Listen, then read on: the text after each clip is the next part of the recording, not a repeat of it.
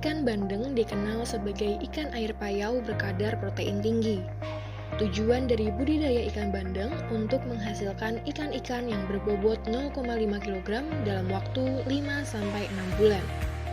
Berikut merupakan cara budidaya ikan bandeng. Yang pertama, penyiapan lahan untuk tambak. Persiapan tambak dimulai dari pengeringan tambak. Biasanya, pengeringan tambak dilakukan setelah panen dan dilakukan selama 2 minggu untuk mematikan hama seperti keong.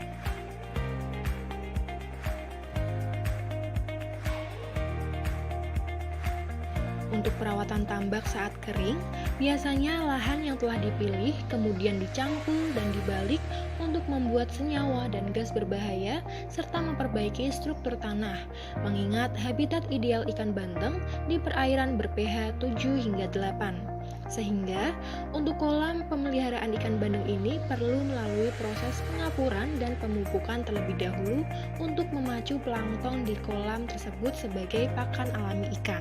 Kemudian dilakukan pengisian air pertama kali dilakukan hingga ketinggian 10-20 cm.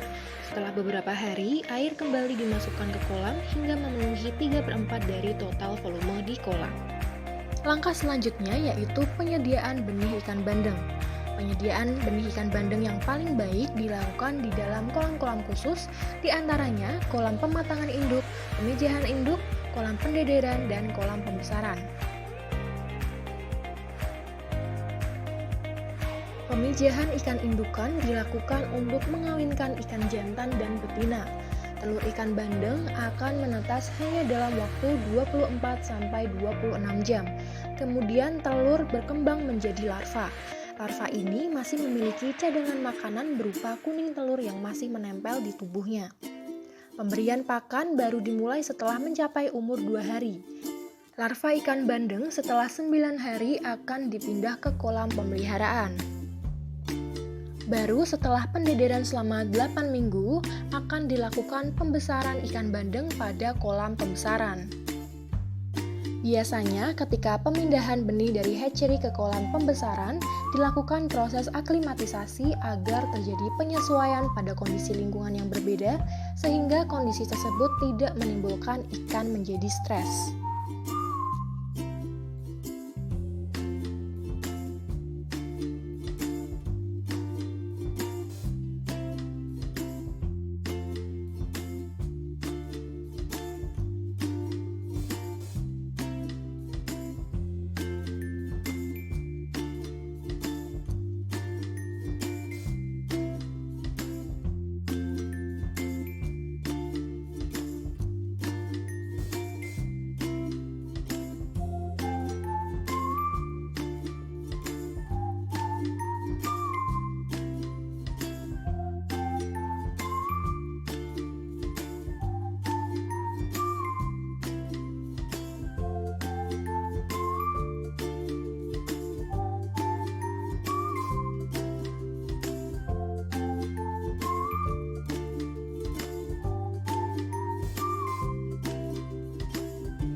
Ikan bandeng termasuk ikan herbivora.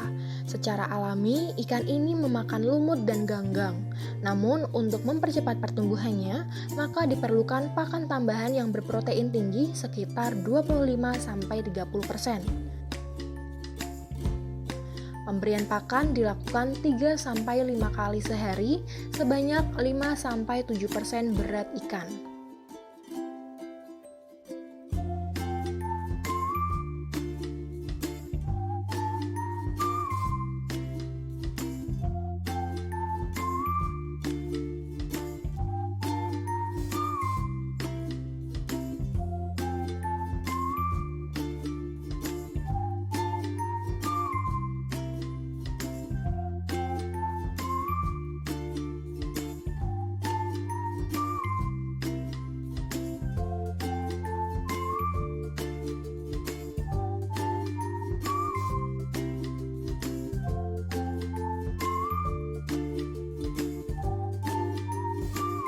Salah satu aspek terpenting dalam pengelolaan kualitas air tambak budidaya adalah konsentrasi oksigen terlarut.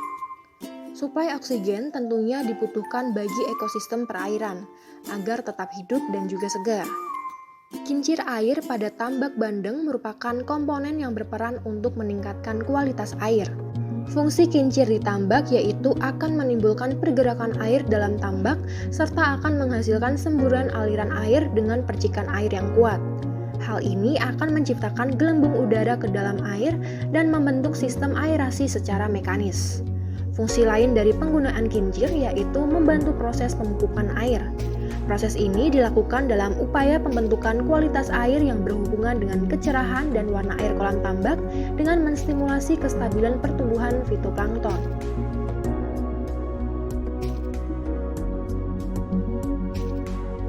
Selanjutnya yaitu pengendalian hama.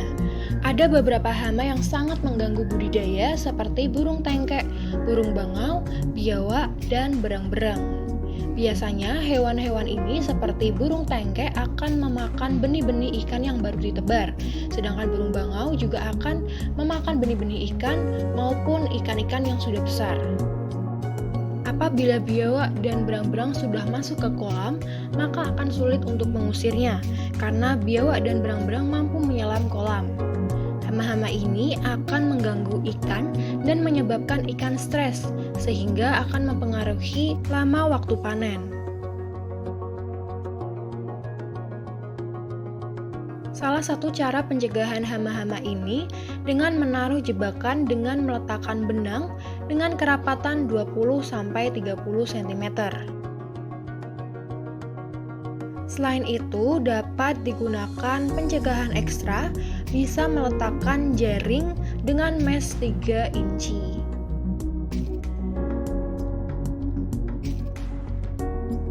Selanjutnya yaitu panen ikan bandeng.